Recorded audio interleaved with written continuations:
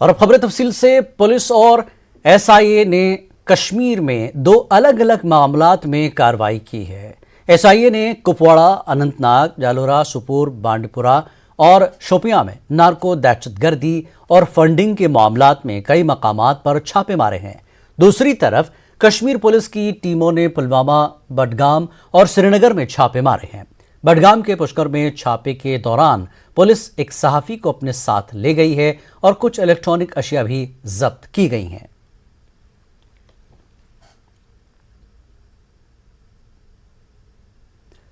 State investigation agency ने terror funding मामले में जम्मू कश्मीर के कई अजला में बैक वक्त छापे मारे। पुलिस ने बताया कि एसआईए की मुख्तलिफ टीमों ने मकामी पुलिस और सिक्योरिटी फोर्सेस के साथ मिलकर जिला किश्तवाड़ के टुन इलाके में बशीर अहमद के घर पर छापा मारा और घर की तलाशी ली। स्पेशल इन्वेस्टिगेशन एजेंसी कुछ अहम दस्तावेजात और इलेक्ट्रॉनिक अशिया अपने साथ यहां से ले गई।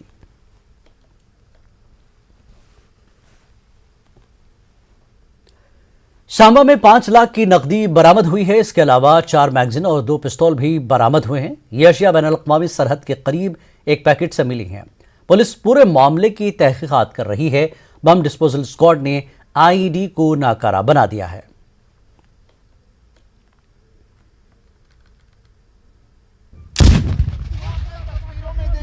आईडी रिकवर की गई थी इसी इलाके से और अब बम डिस्पोजल स्क्वाड ने उसको डिफ्यूज की। तस्वीरों में देखा ये आईडी रिकवर की गई थी इसी इलाके से और अब बम। सांबा सेक्टर में पुलिस ने पाकिस्तान की एक ड्रोन वाली साजिश को नाकाम किया है। तो हमारे साथ एसएसपी सांबा डॉक्टर अभिषेक महाजन जी है, इनसे बात करते हैं। सर, कितनी बड़ी कामयाबी सर इसको मानते हैं?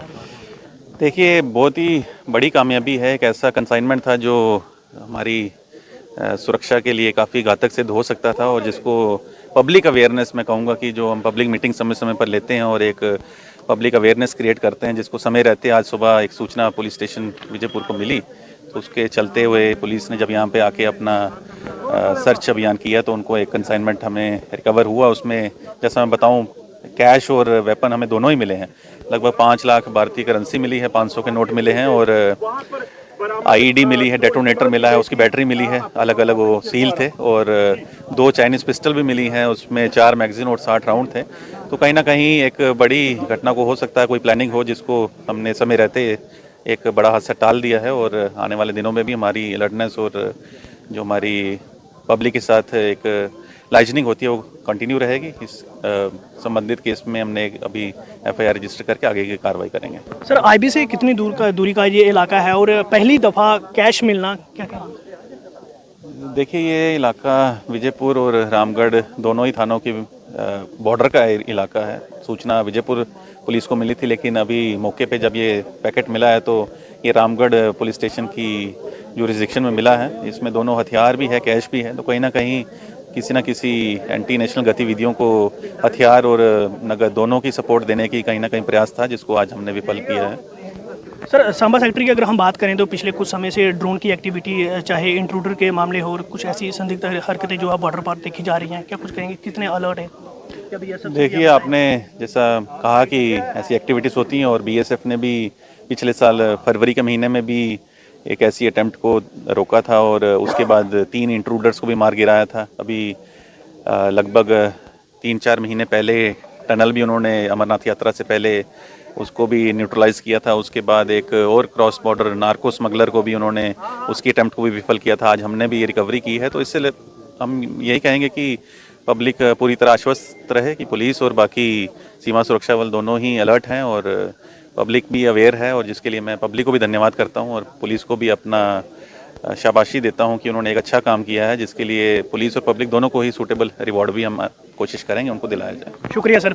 ये थे हमारे साथ एसएसपी सांबा डॉक्टर अभिषेक महाजन जी, जिनका साफ तौर पे कहना है कि जो पुलिस द्वारा एक इनिशिएटिव उठाया जा रहा है कि बॉर्डर सीमांत के लोगों के साथ टाई अप किया जा रहा है, उनके साथ बैठ के मुलाकात की जा रही है और ये कहा जा रहा है कि आप हमारे साथ कंधे से कंधा मिला के, उसी का नतीजा है कि आज इतनी बड़ी कंसाइनमेंट को सांबा पुलिस ने पकड़ा है और लगातार इस तरह की हरकतें अगर हम बात करें तो सीमा पार से की जा रही हैं और जिसको विफल करने के लिए हमारे जम्मू कश्मीर पुलिस के जवान जो है वो सतर्क है। न्यूज़ 18 जम्मू कश्मीर के लिए सांबा से मैं श्याम सुंदर।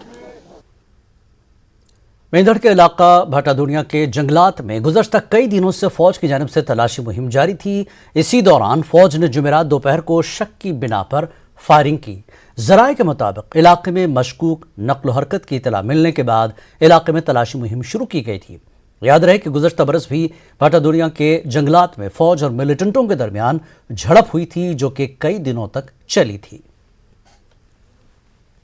भाटादुनिया नाड़ फॉरेस्ट में गुज़श्ता कई दिनों से फ़ौज की जानिब से तलाशी मुहिम जारी थी। फ़ौज ने तलाशी मुहिम मशकूक नकल और हरकत मिलने के बाद शुरू की थी, जहां आज तलाशी मुहिम के दौरान फ़ौज ने शक के बिना पर फायरिंग की। फायरिंग की वजह से पूरा इलाका गूंज उठा। आपको बता दें कि ये वही इलाका है जहां गुज़श्ता साल फ़ौज और मिलिटेंटों के दरमियान झड़प हुई थी, जो कि कई दिनों तक चली थी।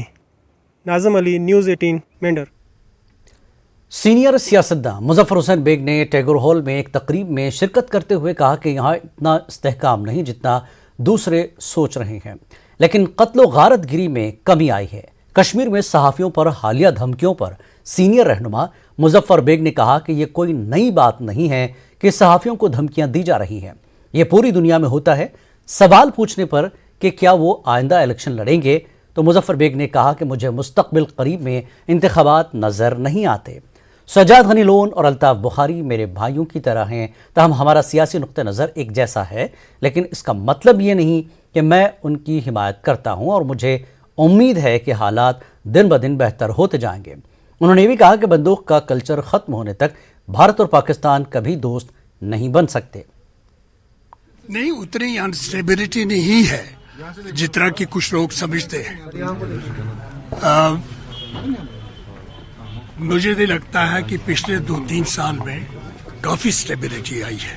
जो सूरत हाल इस वक्त है, मैं उम्मीद रखता हूं, क्योंकि उम्मीद पे दुनिया कायम है, कि आने वाले वक्तों में इससे बेहतर हालत हो जाएगी। देखिए, पेशेंट गोई तो मैं कर नहीं सकता, लेकिन मैं समझता हूं कि इलेक्शन में अभी कई लोग तो कहते हैं कि भाई मार्च में इलेक्शन हो जाएगा, कई लोग तो शर्त लगाए बैठे हैं मार्च में इलेक्शन होगा।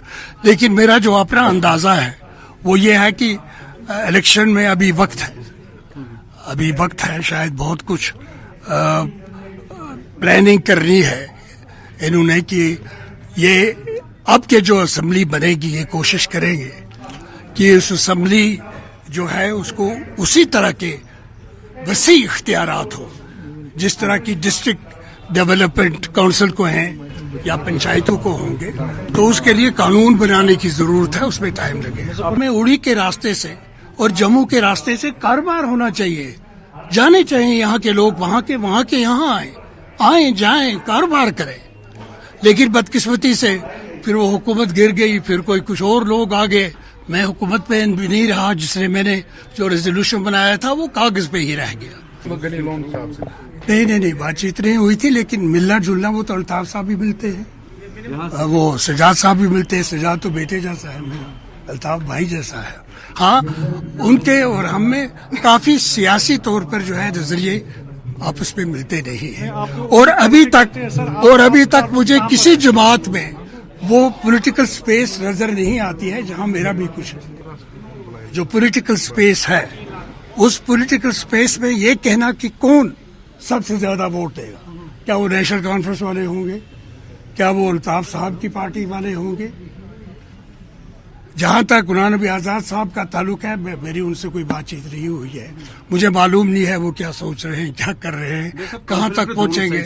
नहीं, मैं इस किस्म की सोच भी होगी बहुत लोगों की, लेकिन मैं समझता हूं कि बंदूक के सहारे पे हिंदुस्तान और पाकिस्तान में कभी दोस्ती नहीं होगी।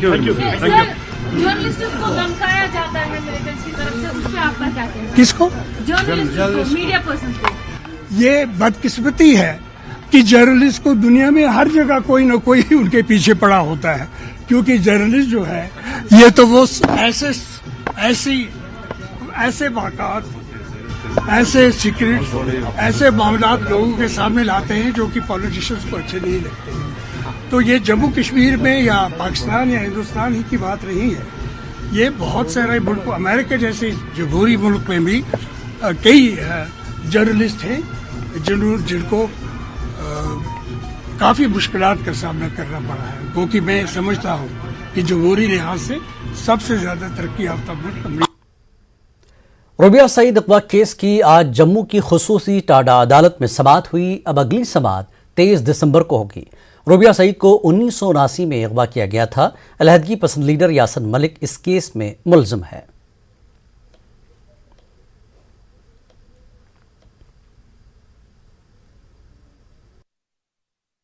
रूबिया सईद मामले में जिस तरह से आज सुनवाई हुई है, कुछ किस तरह क्या रहा आज कोर्ट में, उसके लिए हमारे साथ बातचीत करने के लिए मौजूद हैं एसके भट्ट, जो रिप्रेजेंट करते हैं सीबीआई को। भट्ट साहब, आपसे ये जानना चाहेंगे कि किस तरह की आज कार्रवाई हुई कोर्ट में और कोर्ट ने क्या कहा। Thank you very much. आज रूबिया सईद का किडनैपिंग केस जो है वो आज RC FIR नंबर 7/90 आज सुनवाई के लिए लगा था ऑनरेबल टाडा कोर्ट में। तो उसमें आज हमने गवाह नंबर 4 और 6 को किया था समन। गवाह नंबर 4 जो रिटायर्ड डॉक्टर हैं, सीनियर डॉक्टर, वो आज हाजिर आई थी। गवाह नंबर 6 का रिपोर्ट आया था कि वो सऊदिया इस वक्त हैं, सऊदिया में। So she could not produce herself, क्योंकि उसका रिपोर्ट ही आई थी, वो she is not in India. तो गवाह नंबर 4 का स्टेटमेंट हमने किया। तो यासिन मलिक जो एक्यूज नंबर 1 है, he was live through video conferencing, participated during the trial. बाकी गवाह भी हाजिर थे। सिर्फ एक वजाहत की application I, he is on dialysis, had reported to the honorable court in the exemption application कि वो नहीं आ सकते हैं। तो ऑनरेबल कोर्ट ने उनको एग्जेम्प्ट किया। इसका स्टेटमेंट हुआ, यासिन मलिक ने भी सुना वो स्टेटमेंट। फिर एक अच्छी बात आज हो गई, अच्छी डेवलपमेंट, कि उसने पार्टिसिपेट ट्रायल में किया। आज उसने ऑब्जेक्शन नहीं किया कि मैं इसको क्रॉस एग्जामिनेशन नहीं करूंगा। अकॉर्डिंगली मैंने सबमिशन किया as a special public prosecutor of CBI in these cases कि इसको प्रोडक्शन वारंट आज के डेट में नहीं है, because he has participated. Honourable court accepted that. No production warrant in this case was issued today. तो we were accordingly directed कि prosecution अगले date, that is 23 December 23 December 2022 को बाकी गवाहों को पेश करें। तो जैसे आज उसने पार्टिसिपेट किया, आपने कहा कि यासिन मलिक ने आज पार्टिसिपेट किया, ये एक अच्छी बात रही, क्योंकि वो पहले एडमेंट थे। उसका ये कहना था कि नहीं, उन्हें इन पर्सन यहाँ आने की इजाज़त दी जानी चाहिए। जो एप्लीकेशन मूव की गई है CBI की तरफ से सुप्रीम कोर्ट में, उसमें कितना मदद मिल सकती है अब CBI को? हमने बेसिकली जो प्रीवियस ऑर्डर से 1-2 प्रोडक्शन वारंट के हुए थे, तो I had recommended that this should be असेल्ड before the honourable Supreme court, top court of the country. तो अब वो हमने SLP क्रिमिनल जो हैं सुप्रीम कोर्ट में फाइल किए हैं। कल उसका हमने इंफॉर्मेशन ऑनरेबल कोर्ट को भी दे दिया। As and when that is listed as per Supreme Court rules before the honourable Supreme Court, तो सुप्रीम कोर्ट में इस चीज़ का मदद हमें लगेगा that he is playing, he just adhering to delaying tactics कि आज उसने पार्टिसिपेट किया ट्रायल में, आज उसने मना नहीं किया। दैट मीन्स ये सिर्फ डिलेइंग टैक्टिक्स के लिए करता है। तो प्रोडक्शन वारंट में उसको यहाँ पेश करना मुनासिब नहीं है due to security reasons, and he is a life convict tomorrow NIA case में, तो उसको यहाँ पेश नहीं कर सकते। आज उसने पार्टिसिपेट किया। तो रूबिया सईद आज नहीं आई थी कोर्ट में, क्या रीजन है उसका? रूबिया सईद का उन्होंने पिछले बार कहा था कि मुझे प्रोड्यूस कीजिए, then I will cross examine. तो उस लास्ट डेट पर उन्होंने कहा कि रूबिया सईद को तब तक मत लाइए यहाँ जब तक ना यासिन मलिक का इशू प्रोडक्शन का डिसाइड हो जाएगा। So that is why Rubiya Saeed was not produced for cross examination of Yasin Malik. ये थे SK भट्ट, जिनका ये कहना है कि यासिन मलिक ने जिस तरह से आज इस कोर्ट हियरिंग में वर्चुअल मोड में पार्टिसिपेट किया, उससे इस बात को बल मिलता है कि यासिन मलिक की इस कोर्ट में हाजिरी, पर्सनल हाजिरी जरूरी नहीं है। कैमरामैन आशु के साथ मनोज कौल, न्यूज़ 18 जम्मू। जम्मू कश्मीर वक्फ बोर्ड के चेयरपर्सन डॉक्टर दरख्शान अंद्राबी ने आज कुपवाड़ा जिले के मुख्तलिफ इलाकों का दौरा किया। दरख्शान अंद्राबी ने जिला कुपवाड़ा में महकमे तालीम के जिम्मेदार प्रोग्राम की सताइश की। उन्होंने कहा कि डिप्टी कमिश्नर कुपवाड़ा डॉक्टर सागर की वजह से महकमे तालीम में इनकलाबी तब्दीलियां देखने को मिल रही हैं। दरख्शान अंद्राबी ने कहा कि वक्फ इमलाक पर नाजायज़ कब्जा करने वालों पर रोज़े हिसाब आ गया और अनकरीब वो जेल जाएंगे। उन्होंने डिप्टी कमिश्नर कुपवाड़ा डॉक्टर सागर और महकमे तालीम के अफसरान के साथ मीटिंग की।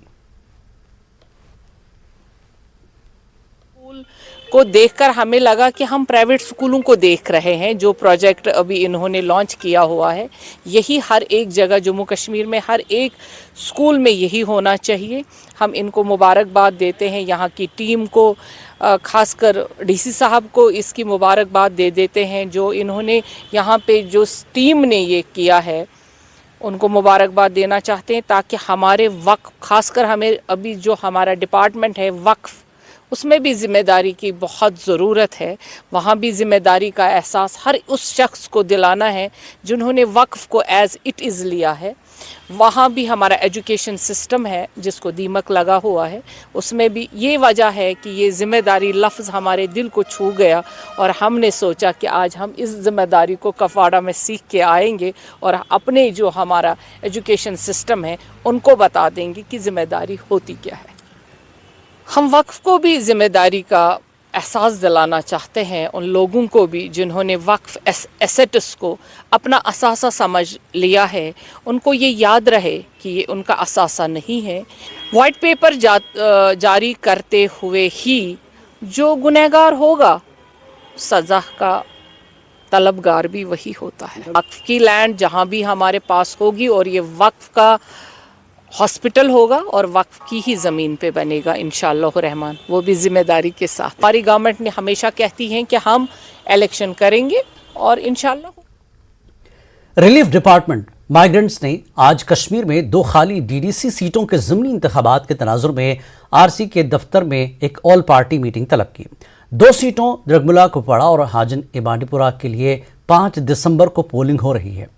ARO रियाज अहमद ने मुख्तलिफ पार्टियों के नुमाइंदों को इलेक्शन की तैयारियों की जानकारी दी। इस मीटिंग में ARO ने माइग्रेंट लीडरों को बताया कि हुकूमत ने पहले ही M-फॉर्म सिस्टम को ख़त्म किया है। वोटों के लिए 2 पोलिंग बूथ जगती और बोहरी में कायम किया जा रहा है।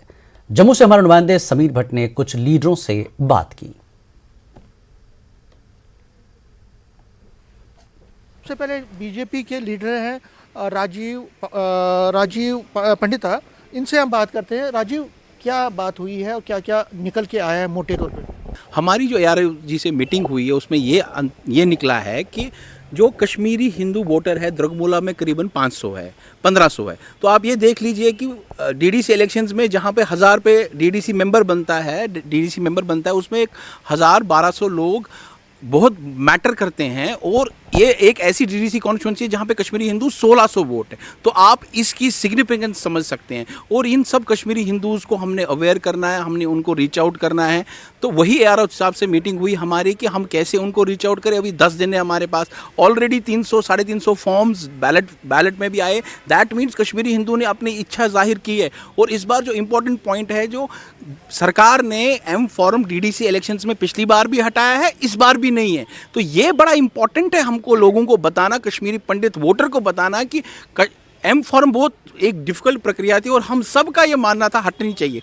पिछले डीडीसी हट गया तो अच्छी बात हो गई। तो जतिन भट्ट है नेशनल कॉन्फ्रेंस के, बीजेपी के जो राजीव पंडिता है, वो कह रहे हैं कि M-फॉर्म हट गया तो ये एक बहुत बड़ी उपलब्धि है। जितिन, आपको लगता है कि ये बड़ी उपलब्धि और आप क्या चाहते हैं कि सभी को अब इस पे पार्टिसिपेट करना चाहिए? बिल्कुल, ये बहुत अच्छी बात है कि M-फॉर्म हमारा हट गया। पहले बहुत ज़्यादा प्रक्रिया करनी पड़ती थी। उनसे मोदिबाना अपील है कि इस इलेक्शन में आके ये जो 2 पोलिंग स्टेशन हमारे हैं, एक जगती में है, एक बोड़ी में है, वहाँ पे आके अपना वोट पोल करें। जो ट्रांसपोर्ट फैसिलिटीज़ है वो भी रिलीफ ऑर्गेनाइजेशन की तरफ से प्रोवाइड की जाएगी। वही बात चल रही थी हमें यहाँ पे। और भी कुछ हमने को अपने सजेशंस दिए जो इन्होंने मानना है और कहा कि आने वाले दिन में आपको वो मिलेगा जो हमने सजेशंस दिए। ठीक है, तो देखिए ये MK योगी हैं, अब उनसे हम बात करते हैं। आम आदमी पार्टी के हैं, ये बड़े लीडर हैं आम आदमी पार्टी के जम्मू कश्मीर इकाई के।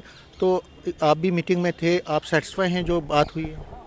बिल्कुल, जैसे मेरे साथियों ने आपको जो पॉलिटिकल डिफरेंट पार्टीज़ के जिनने अभी आपको कहा, बिल्कुल हम सेटिस्फाई हैं। और मेरी एक अपील रहेगी कश्मीरी डिस्प्लेस माइग्रेंट को कि बढ़ चढ़ के आप बाहर आइए, निकले और अपना वोट जो है ये कास्ट करना बहुत ज़रूरी है। इससे हम नहीं कहते हैं वो किस पॉलिटिकल पार्टी को, किस कैंडिडेट को डाले, लेकिन जो इनको बहुत अच्छा लगता है कि अवेयरनेस की बहुत कमी। MK योगी जी बोल रहे हैं अवेयरनेस थोड़ी ज़्यादा बढ़ानी है। इस सिलसिले में और बात करता हूँ। PDP के लीडर हैं राकेश परदेसी, स्टेट सेक्रेटरी भी हैं। राकेश जी, आपने भी मीटिंग में शिरकत की, आप सेटिस्फाई हैं? यहाँ एक क्वेश्चन उठता है गवर्नमेंट की, तो और क्वेश्चन ये है कि लास्ट टाइम भी ये हुआ था कि जब डीडीसी के इलेक्शंस हुए थे तब भी उन्होंने ये किया था कि ये प्रक्रिया ख़त्म की थी। और मैं उम्मीद करता हूँ कि असेंबली आने वाले इलेक्शन में कि वो इस चीज़ को कंटिन्यू करे। आगे की बात है। चुनीलाल जी हैं वो कांग्रेस से हैं, इनसे भी बात करता हूँ। क्या लगा आपको, क्या आप सेटिस्फाइड? बहुत बढ़िया मीटिंग रही। इसका इतना ही मकसद था कि हम लोगों को अवेयर करें। अवेयरनेस ही नहीं, हमारे मुल्क में ही मैक्सिमम कुपवारा दुर्गुमला कॉन्स्टिट्यूंसी के लोग रहते हैं। मुझे लगता है कि हमें हर एक के साथ कांटेक्ट करना पड़ेगा वहाँ जाके, ताकि लोगों को जागृति देना पड़ेगी कि आप आओ वोट अपना कास्ट करो, जो सबसे ज़्यादा अहम है। कहते और लास्ट में विवेक है यहाँ पे, विवेक बाली, ये जेडीयू से हैं और बड़े उनके लीडर हैं यहाँ पे। आप यंगस्टर्स को क्या कहेंगे? मैं यंगस्टर्स को इतना ही कहना चाहता हूँ कि आप आगे आ जाइए और वोट कास्ट कीजिए, क्योंकि ये बहुत ज़रूरी है यंगस्टर्स के लिए, क्योंकि ये वोट डालना और आपको पता ही है और हमारा फंडामेंटल राइट भी है। और यहाँ से निकली है वो ये है कि कश्मीरी माइग्रेंट को अब एम फार्म के उस दर्द से गुजरना नहीं पड़ेगा जो वो दर्द देता था एम फार्म। उसकी वजह से बहुत ज़्यादा लोग वोट नहीं डाल पाते थे, क्योंकि वो बहुत कॉम्प्लिकेटेड प्रोसेस था एम फार्म का। वो अब ख़त्म हो गया है और बहुत सरल और आसान तरीका निकाला गया है जिससे हर कोई माइग्रेंट जो है वोट डाल सकता है। कैमरामैन चांद के साथ में समीर भट्ट, न्यूज़ 18 जम्मू। कश्मीर न्यूज़ में एक बार फिर आपका इस्तकबाल है। बेरवा में सुकनाग सोमो अड्डे को दूसरी जगह मुंतकिल करने के खिलाफ सुकनाग अड्डे के आसपास कायम दुकानदारों और दीगर लोगों ने एहतजाजी मुजाहरा किया। इन एहतजाजियों ने सोमो अड्डे से एसडीएम ऑफिस तक एहतजाजी रैली निकाली और बाद में एसडीएम बेरवा के सामने अपने मुतालबात पेश किए। एहतजाजियों का कहना है कि सोमो अड्डे को जनरल बस स्टैंड में मुंतकिल करने की वजह से उनका रोजगार मुतासर हुआ है।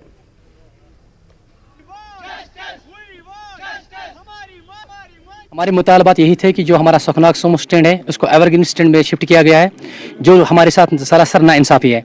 जो हम चाहे 10 साल से 20 साल से 40 साल से ये स्टैंड वहाँ पर था, चाहे दुकानदार 10 साल से था या 20 साल से, उस दुकानदार ने लोन चाहे 4 लाख 5 लाख जो जेके बैंक से लिया हो या इलाकाई देहाती बैंक से लिया हो या स्टेट बैंक से लिया हो, तो हमारी जो किस्तें हैं अब हमारे से जो किस्तें अदा करने हम नहीं कर सकते। अब जो घर का खर्चा हम वो पूरे नहीं कर सकते, क्योंकि हमारे पास कोई ग्राहक आता ही नहीं है। हम आपकी चैनल की वसादत से ये कहना चाहते हैं, न्यूज़ 18 की चैनल की वसादत से कहना चाहते हैं कि हमारे साथ हक और इंसाफ हो। हमें जो नाइंसाफ़ी हमारे साथ हुई है, हम इंसाफ चाहते हैं। हम अपनी गवर्नर एडमिनिस्ट्रेशन पे हमें पूरा भरोसा है कि वो खुद नोटिस लें, जो हमारे डीसी साहब हैं उससे वो नोटिस में लें, उससे बात करें कि हमें हक और इंसाफ चाहिए। बस यो नुक अत सोमो स्टैंड नुक बे एलपीआर दुकानदार 4 अत गई मुतासर अम सत दोख बुख थो कम अज कम अत नमन थो ना अत 2 दो गई 2 दिन मज गई बे लायक होटल वालिस बिचार आवे कम तमिस बने शाम किराए केल वल मे थी दोहस सुबह केलस 5 दज शाम वन वापस या तम फिर तम बह क्या कर या कि गई मुतासर अम सत मे गरीब वार सान खुद मे हार्ड दुकान कह अमिस ना आने कहन तम गर आज गो अमिस पकड़ पगह मे सत युथ इसलिए अपील तुम करो गवर्नमेंट अपील अगर 6 सोमो तुम दितु दोख अत ट्रैफिक जाम अत आर्मी इतने वन सुबह क्या तुम प्रपोजल ब्रोह काकत बनो ये मैरिज हॉल यह काल क्या सुबह क्या वो बनो पार्क वन 6 सोमो मत थो कम अज कम 20 सोमो न ग ट्रैफिक जाम न ग बेरोजगारी यह सन अपील वात हाकिम तान। बडगाम के लोगों ने आज जिला इंतजामिया के खिलाफ एहतजाज किया। एहतजाजियों का कहना है कि बिजली की शरह में इजाफे के बावजूद बिजली कटौती बहुत ज्यादा हो रही है और कोई तवज्जो देने वाला नहीं है। उनका कहना था कि जब इंतजामिया से कोई कार्रवाई नहीं हुई तो वो सड़कों पर उतरने को मजबूर हो गए हैं। एहतजाजियों ने मेन बस स्टॉप बडगाम में धरना दिया, जिसकी वजह से हमामा बडगाम रोड पर काफी वक्त तक ट्रैफिक जाम रहा। मुतल्लिक अफसरान ने चंद दिनों में मसला हल करने की यकीन दहानी कराई। रिप्रेजेंटेटिव सही नहीं मिला है, जो रिप्रेजेंटेटिव लोगों से पूछता, जो एडमिनिस्ट्रेशन से पूछता कि बडगाम पूरे जम्मू कश्मीर का मरकज़ है। यह ऐसा मरकज़ है जो एयरपोर्ट के बिल्कुल बगल में है, जो नॉर्दर्न इंडिया के रेलवे स्टेशन के सबसे बड़े रेलवे स्टेशन उसके बगल में है। And they are not acting the way Budgam deserves. मैं समझता हूँ, मानता हूँ और एडमिनिस्ट्रेशन को बताना चाहता हूँ कि बडगाम के साथ ये सौतेली माँ का रवैया जो आपने रवा रखा है इसको ख़त्म कर लीजिए और जो यहाँ रिप्रेजेंटेटिव रहे हैं, मैं उनको भी खरगोश से जगाना चाहता हूँ कि आप लोगों ने कभी कोशिश नहीं की कि बडगाम को वो मकाम दिया जाए, बडगाम के साथ इस तरह का इंसाफ किया जाए जो इसे जो डिज़र्व करता है। सबसे बड़ी प्रॉब्लम जो है हमारी अभी वो इलेक्ट्रिसिटी की है, बिजली की है। हमारे साथ जो वादे किए गए थे वो पूरे नहीं हो रहे हैं। 110 कनाल ज़मीन हमने दे दी ग्रिड स्टेशन के लिए। 110 कनाल देने के बाद जो हमारे साथ वादे किए गए थे वो बिल्कुल वादे इन्होंने वफा नहीं किए। इन्होंने हमारे साथ धोखा किया। इन्होंने हमें बोला था कि 24 घंटे बिजली देंगे, लेकिन 24 घंटे क्या, मैं अभी जब मैं घर से निकला तो 6.5 घंटे के बाद 10 मिनट के लिए मैंने बिजली देखी है। तो ये हमारे बडगाम के साथ हो रहा है। आप तारों की हालत देख लीजिए, पूरे बडगाम पे इन्होंने तारों का जो है जाल बिछा दिया। इसके लिए हम पूरी कोशिश कर रही है। अभी डिस्ट्रिक्ट डेवलपमेंट कमिश्नर साहब ने भी बीडीडी के लिए अलग से एक मीटिंग रखी है यहाँ पर बडगाम में। वो 2-3 दिन के बाद वो होने वाली है। इस पर हम पूरी अच्छी तरह से गौर करेंगे क्या इशू है, कहाँ पर है। लेकिन जब तक हमारा ये ऐसे हिसाब से मैंने टेक अप किया है कि ऑफिशियली जो कटेलमेंट बडगाम के लिए है वो लॉन्च होने जा रहा है 1-2 दिन में। मैं यही अपील कर रहा हूँ कि वो एहतियात ख़त्म करें। इस पर हम बैठेंगे, मिल बैठ के हम सोचेंगे इसमें ज़्यादा से ज़्यादा बिजली हम कैसे रख पाएंगे डाउन। तो 2 दिन का वक्त आप मांग रहे हैं? 2-3 दिन तक हमारा कटेलमेंट हो जाएगा। कश्मीर न्यूज़ में एक बार फिर आपका इस्तकबाल है। अनंतनाग में पीडीपी जोनल मेंबरान की मीटिंग मुनक्किद की गई। मीटिंग की सदारत पीडीपी के ऑर्गेनाइजेशनल जनरल सेक्रेटरी डॉक्टर महबूब बेग ने की। डॉक्टर महबूब बेग ने इल्ज़ाम लगाया कि बीजेपी जम्मू कश्मीर में इंतखाबात को मौखर कराने के लिए मुख्तलिफ हरबे इस्तेमाल कर रही है, जबकि अगस्त 2019 के बाद की सूरत हाल से ध्यान हटाने के लिए बीजेपी आवाम को गुमराह कर रही है। उन्होंने कहा कि पीडीपी सदर महबूबा मुफ्ती पहले ही वाज़ेह कर चुकी हैं कि जम्मू कश्मीर के मुजव्वज़ा इंतखाबात पार्टी के लिए फ़िलहाल कोई अहमियत नहीं रखते हैं, बल्कि इलेक्शन से बड़ा मुद्दा दफ़ा 370 और जम्मू कश्मीर की खुसूसी पोजीशन की बहाली है। पहले ये कह रहे थे डिलिमिटेशन कमीशन का, वो भी हो गया। उसके बाद कह रहे थे इलेक्टोरल रोल्स का, वो भी हो गया। मुझे लगता है ये to be honest about things, ये जम्मू कश्मीर के लोगों को घुटनों पे लाना चाहते हैं, जिसको कहते हैं। अब देखिए, इलेक्शन करवाना ये तो कोई ऑब्लिगेशन नहीं है। अब इलेक्शन करवा लीजिए, ये कोई डिमांड नहीं है। एक डेमोक्रेटिक कंट्री में 4 साल से आपके पास इलेक्टेड रिप्रेजेंटेटिव्स नहीं है। और हम समझते हैं, पीडीपी वाले समझते हैं ये क्यों ऐसा कर रहे हैं। ये इसलिए ऐसा कर रहे हैं ताकि ये गोल पोस्ट चेंज कर सकें। गोल पोस्ट क्या है? इसीलिए हमारा फोकस हमेशा ये रहता है कि 5 अगस्त 2019 को जो जम्मू कश्मीर और लद्दाख के लोगों के साथ उनके जज्बात जिस तरह मजरू किए गए, मैं ये कह सकता हूँ 5 अगस्त 2019 के फैसले से, ये उससे हमारा ध्यान हटाना चाहते हैं। कभी इलेक्शन कमीशन 25 लाख लोगों को लेके आती है जो अनआइडेंटिफाइड है। वो कौन लोग हैं, वो क्यों वोट डालेंगे, उनको कैसा हक बनता है जम्मू कश्मीर असेंबली में वोट डालने के लिए। फिर डायरेक्टरेट ऑफ इंफॉर्मेशन, जिसका ये कोई काम नहीं है कि उस पर कोई कुछ बोले, तो कभी डिसमिसल, इनको नौकरियों से निकालो। ये हमारा अटेंशन डाइवर्ट कर रहा है। इसलिए ये गोल पोस्ट से गोल पोस्ट बदलते जा रहे हैं। जम्मू कश्मीर में पंचायती राज इदारों को मजबूत बनाते हुए जम्मू कश्मीर इंतजामिया ने एक बड़ा फैसला लिया है। इंतजामी काउंसिल के फैसले के मुताबिक अब ग्राम पंचायतें 1 से 5 लाख तक, ब्लॉक कमेटियां 5 से 20 लाख और जिला परिषद 1 करोड़ तक के तरक्याती कामों को मंजूरी दे सकेंगे। इस फैसले का खैर मकदम करते हुए ऑल जम्मू कश्मीर पंचायत कॉन्फ्रेंस के चेयरमैन अनिल शर्मा ने न्यूज़ 18 से बात करते हुए कहा कि इस फैसले से पंचायती राज इदारों को मजीद तक़वियत मिलेगी। इसके साथ ही अनिल शर्मा ने मुतालबा किया कि पंचायतों को बाख्तियार बनाने के लिए ज़रूरी है कि कानूनी, पानी और जंगलात से होने वाली आमदनी का कुछ हिस्सा पंचायतों को दिया जाए।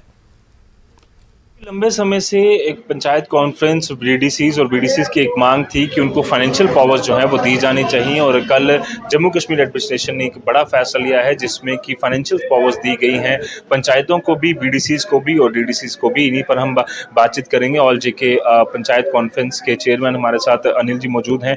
अनिल जी, किस तरह से देखते हैं, क्योंकि काफ़ी लंबे समय से आपकी मांग थी और कल एडमिनिस्ट्रेशन ने ये फैसला लिया है कि 5 लाख तक की जो फाइनेंशियल पावर्स हैं वो दी गई हैं पंचायतों को, किस तरह से देखते हैं?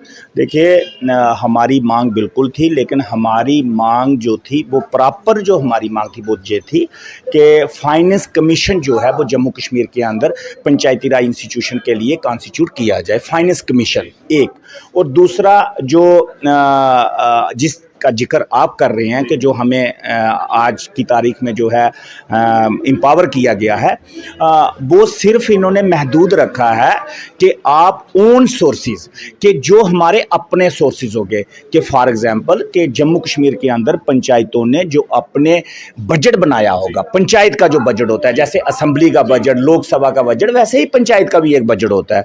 तो पंचायत का बजट का अभी चलन जम्मू कश्मीर में नहीं है, लेकिन मैं ये समझता हूँ कि सरकार की तरफ से एक पहल है और ये आगे 10 साल के लिए शुरुआत सरकार ने कर ली है। तो आज की तारीख में सरकार ने ये फैसला किया कि जितने भी हमारे ओन सोर्सेज होंगे, फॉर द एग्जांपल कि जैसे टीवी के मोबाइल के टावर जो हैं, टीवी के टावर जो हैं जो लगे होते हैं पंचायत रूरल एरिया, उनका जो रेंट आता है वो हमारे अकाउंट में आता है, या फिर किसी पंचायत का कोई शॉपिंग कम्प्लेक्स है उसका रेंट आता है, या फिर और पंचायत का अपना कोई इनकम होगी। तो ऑल जम्मू कश्मीर पंचायत कॉन्फ्रेंस ने ये कहा था कि अगर जम्मू कश्मीर के अंदर पंचायतों को खुद कफील बनाना है, जो है इंडिपेंडेंट पंचायतें जो है वो बनानी है कि जो है सेल्फ डिपेंडेंट हो, खुद कफील हो, तो वो तभी बन सकती हैं कि जम्मू कश्मीर के अंदर पंचायतों को जंगलात के राइट भी जो हैं वो भी दिए जाएं, जो वाटर सोर्सेज हैं उनका भी जो है राइट जो है वो दिए जाएं, और उसके साथ माइनिंग के राइट दिए जाएं।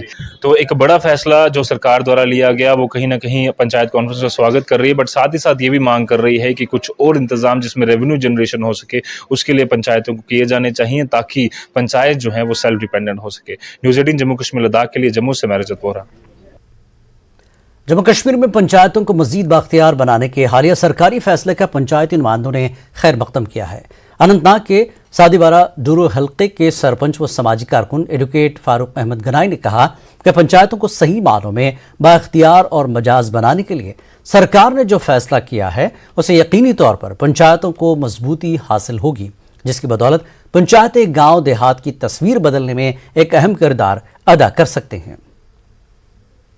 अगर ग्राउंड लेवल पे देखा जाए, डेमोक्रेसी को स्ट्रांग करने की बात की जाए, तो मुझे लगता है कि ये first time in the history of democracy कि जम्मू एंड कश्मीर यूटी में जिस तरह से डेमोक्रेसी को फ्लोरिश किया जा रहा है, और ग्राउंड लेवल पे जिसको हम कहेंगे कि जो पंचायत लेवल होती है, पंचायत लेवल डेमोक्रेसी का पहला जो सतून है, और मैं समझता हूं कि इस फैसले से न सिर्फ केवल डेवलपमेंट ऑफ इंफ्रास्ट्रक्चर ही नहीं बल्कि डेवलपमेंट ऑफ माइंडसेट भी हो जाएगा। और इस फैसले से जो हुकूमत है वो बिल्कुल दर दर पे पहुंच जाएगी और ग्राउंड लेवल पे लोगों को फैसला करने का मौका मिलेगा। और क्योंकि ग्राम पंचायत में जो भी फैसले होते हैं वो ग्राउंड लेवल पे होते हैं और उनको ही फिर इम्प्लीमेंट किया जाता है। मैं समझता हूं कि इससे बढ़ के कोई फैसला कोई एडमिनिस्ट्रेशन या कोई सरकार नहीं ले सकती। श्रीनगर के टैगोर हॉल में एक कल्चरल प्रोग्राम मुनक्किद किया गया। इस प्रोग्राम में मरहूम गुलाम हुसैन बेताब की किताब का रस्म इजरा किया गया। इस तकरीब के मेहमान खुसूसी पद्म भूषण मुजफ्फर हुसैन बेग रहे, मारूफ programmer, theatre writer Nisar Naseem और दीगर प्रोग्राम में शरीक रहे। इस प्रोग्राम को ऑल जेएंड के फोक आर्टिस्ट एसोसिएशन और दीगर के इश्तराक से मुनक्किद किया गया। चीज़ है कि कश्मीरी कल्चर के हिसाब से कोई प्रोग्राम, एक इवेंट हो रहा है, एक बहुत बड़ी मुबारकबाद है। लेकिन इससे भी बड़ी मुबारकबाद ये है कि जो हमारा कश्मीरी फोक थिएटर है, फोक कल्चर है, जो विरसे में हमारी है, जो हमारे एक ज़माने में यही एक कम्युनिकेशन रास्ता था अवाम और हुकूमत के दरमियान। सियासी ख़बरें तो बहुत मिलती हैं, लेकिन जब कल्चर और तमद्दुन और सकाफ़त की बात होती है तो न्यूज़ 18 बहुत ही हमेशा आगे आगे रहता है। ये बहुत बड़ी बात होती है और ये चीज़ें रहती हैं। और आज के हवाले से मैं ये कहूँगा कि ये किताब एक डॉक्यूमेंटेशन हुई है और एक तारीख़ बनेगी, एक हिस्ट्री बनेगी, क्योंकि आने वाली नस्ल के लिए एक बहुत बड़ा काम है ये। और ये मेरे वालिद साहब का ख्वाब था कि वो अपनी किताब रिलीज़ होते हुए देखे, मगर अल्लाह का कुछ और ही फ़ैसला होता है। वो 2020 24 नवंबर 2020 को ही इस दुनिया से चले गए। जो बेताब साहब की एक रौनक हमारे घुमे सोपोर में नमूदार हुई है, इसको हम आगे बढ़ाएंगे, आगे चलाते रहेंगे। लेकिन आपका मैं बहुत बहुत मशहूर हूँ आपके चैनल का, और मैं आपके माध्यम से आज बताना चाहता हूँ आने वाला समय ऐसा होगा जिसमें 12-13 ऐसी ऑर्गेनाइजेशनें हैं जिन्होंने जम्मू कश्मीर की कल्चर को तबाह और बर्बाद किया है। जम्मू कश्मीर के कल्चर के नाम पे ठप्पा है वो लोग। आने वाले समय में उनको हम भारत सरकार से मैं गुजारिश करना चाहता हूँ कि जल्द से जल्द उन पर कार्रवाई की जाए, ताकि वो जो ग्रांट लाखों रुपया सरकार से ले रहे हैं और कल्चर दब गया है, कल्चर यहाँ का मर गया है, हमारा आजिज़ मर रहा है। हमें सब लोग बोले कल्चर के लिए कुछ नहीं हो रहा है, लेकिन मुझे लग रहा है आज मुझे दुख के साथ आपको कहना पड़ रहा है ये बात। मनशियात से नौजवान नस्ल को पाक बनाने और लड़कियों को खेलकूद की जानिब राग़िब करने के लिए इंडोर स्पोर्ट्स एकेडमी खोली गई है। नौजवानों को खेलकूद में कौमी और बैनुल-अक़वामी सतह पर पहुंचाने के लिए अल-जवाद स्पोर्ट्स एकेडमी और मजहरुल हक ट्रस्ट ने मुश्तरका तौर पर लड़कियों के लिए इंडोर स्पोर्ट्स एकेडमी कायम की गई। इस एकेडमी का इफ्तिताह मीरबाज वस्ती कश्मीर मौलवी सैयद अब्दुल लतीफ़ बुखारी ने किया। इस मौके पर अल-जवाद स्पोर्ट्स एकेडमी जम्मू कश्मीर के जनरल सेक्रेटरी सैयद शुजात और दीगर मौजूद रहे। इस एकेडमी में ख़वातीन कोच ही लड़कियों की ट्रेनिंग देंगे।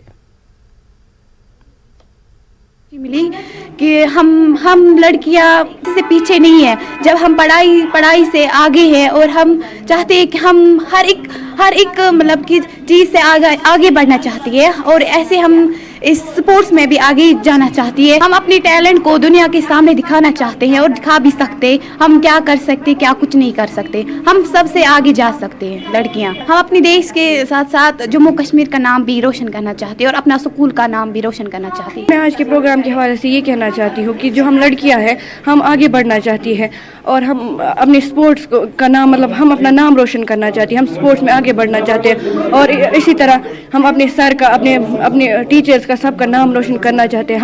हम मार्शल आर्ट्स, टाइकांडो इन सारे गेम्स में आगे बढ़ना चाहते हैं और हम नेशनल लेवल, इंटरनेशनल लेवल पे खेलना चाहते हैं और हम अपने स्कूल और अपने टीचर्स का नाम रोशन करना चाहते हैं। और जो गर्ल्स होगी, गर्ल्स कोचों को आगे मौका दिया जाएगा ताकि लड़कियों को एक लड़की प्रैक्टिस दे। और अल-जवाद स्पोर्ट्स एकेडमी ने ये फैसला लिया है। मैसेज देना चाहता हूँ उन लड़कियों को, कश्मीर में भी बहुत ज़्यादा टैलेंट है, हमारी लड़कियाँ बहुत आगे तक जा सकती हैं अगर वो इस सेल्फ डिफेंस की तरफ आएंगे। इंशाल्लाह हमारी तरफ से अल-जवाद स्पोर्ट्स एकेडमी की तरफ से भरपूर सपोर्ट मिलेगा। हमारा मुद्दा मकसद है हम गर्ल्स को भी आगे इंटरनेशनल में मौका दिया जाएगा ताकि ये कंट्री का नाम रोशन करे और हमारे जम्मू कश्मीर का नाम भी रोशन करे। एक सर्वे हुई है तो कहा जा रहा है कि कश्मीर में 6 लाख नौजवान लड़के और लड़कियां ड्रग्स ले रहे हैं। और सबसे बड़ी तशवीशनाक बात यह है कि कहा जा रहा है कि इनमें ज़्यादा तादाद लड़कियों की है, यानी 4 लाख लड़कियां ड्रग्स ले रही हैं। तो हमारा जो स्लोगन है वो ये है कि प्ले फॉर नो ड्रग्स। हम चाहते हैं कि जो हमारी बच्चियां हैं ये भी ड्रग से बाज आ जाए। और कश्मीर में ये पहली बार हो रहा है कि हम बच्चियों को ट्रेन करने के लिए अलग से एक कोचिंग सेंटर कायम कर रहे हैं और इसमें जो ट्रेनर होगी वो एक लड़की ही होगी जो बच्चियों को ट्रेनिंग दे रही है। इनकी जो फिजिकल डेवलपमेंट है, मेंटल डेवलपमेंट है, यानी इनकी जो पर्सनैलिटी की जो डेवलपमेंट है, ओवरऑल डेवलपमेंट, उसकी तरफ हम तवज्जो दे सके। वक्त एक और ब्रेक के बाद फिर लौटेंगे।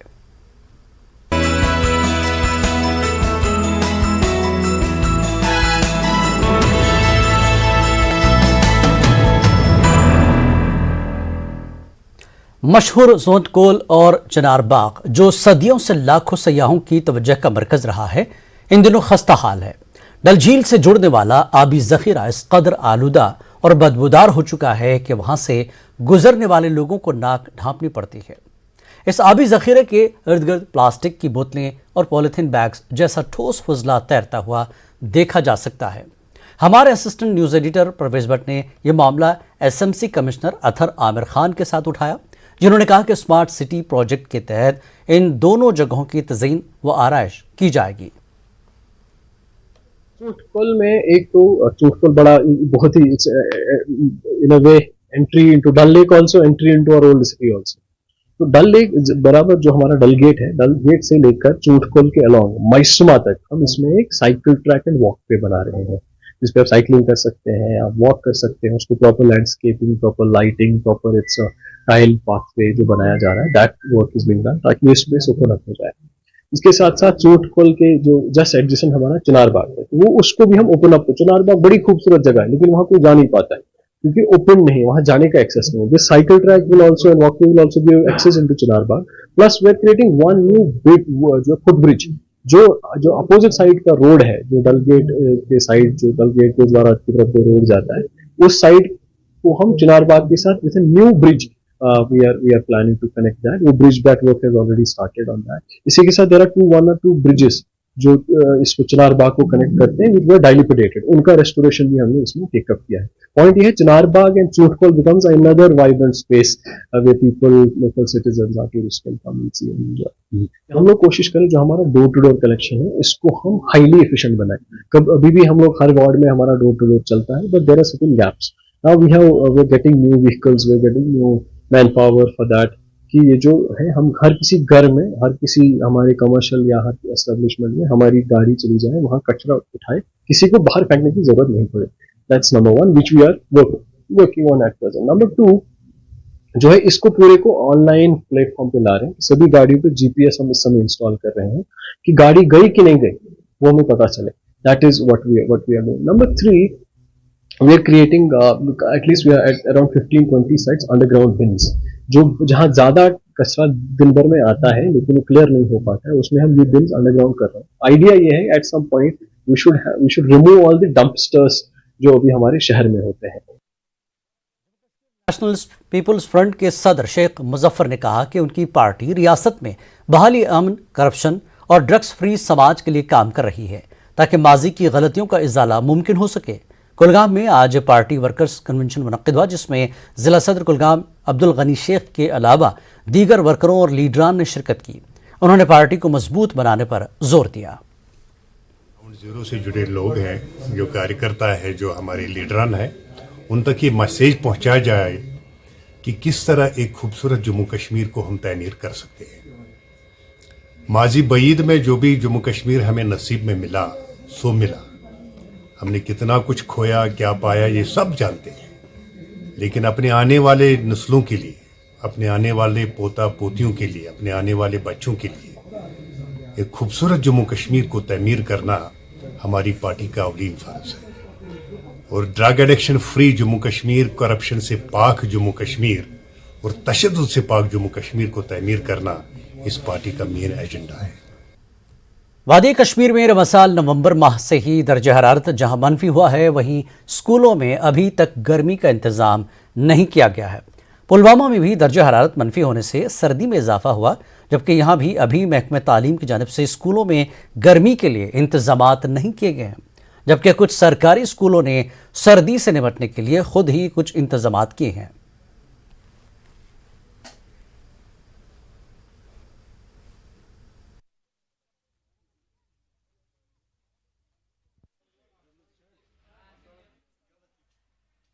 हम सुबह जब बच्चे हैं वो दूर से आते हैं, जैसे मैं आती हूँ 3 किलोमीटर दूर से, तो सुबह हमें सर्दी लगती है, तो इसीलिए ऑलमोस्ट हमने सब सिलेबस कवर किया है और हम यहाँ पे रिवीजन कर रहे हैं, इसीलिए हमें मतलब अब छुट्टी होनी चाहिए। सर्दी बहुत ज़्यादा है, हमें आने जाने में बहुत प्रॉब्लम होती है और हमें स्कूल्स में भी हमने सारा सिलेबस कंप्लीट किया ऑलमोस्ट, और हम घर में भी अच्छी तरीके से पढ़ सकते हैं और हम चाहते हैं कि स्टूडेंट्स मतलब एज ए स्टूडेंट छुट्टी होनी चाहिए। रात के वक्त होता है और बच्चों को स्कूलों में काफ़ी मुश्किलात का सामना करना पड़ता है।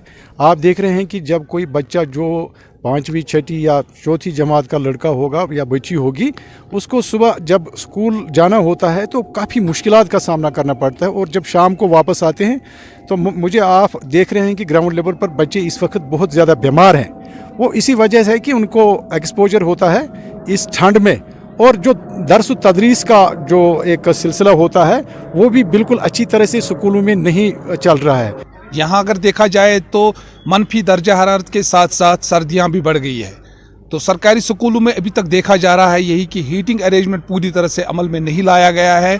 कुछ स्कूलों ने अगर अपने बलबूते पे हीटिंग अरेंजमेंट शुरू कर दिया है, लेकिन मैक्सिमम जो सरकारी स्कूल है वहाँ पर हीटिंग अरेंजमेंट अभी तक मुकम्मल नहीं किया गया है, जिसकी वजह से यहाँ पर सरकारी स्कूलों में पढ़ने वाले बच्चों में मुश्किलात ही पेश आ रहे हैं। बिलाल खान, न्यूज़ 18 जम्मू कश्मीर पुलवामा। कश्मीर न्यूज़ में फिलहाल इतना ही।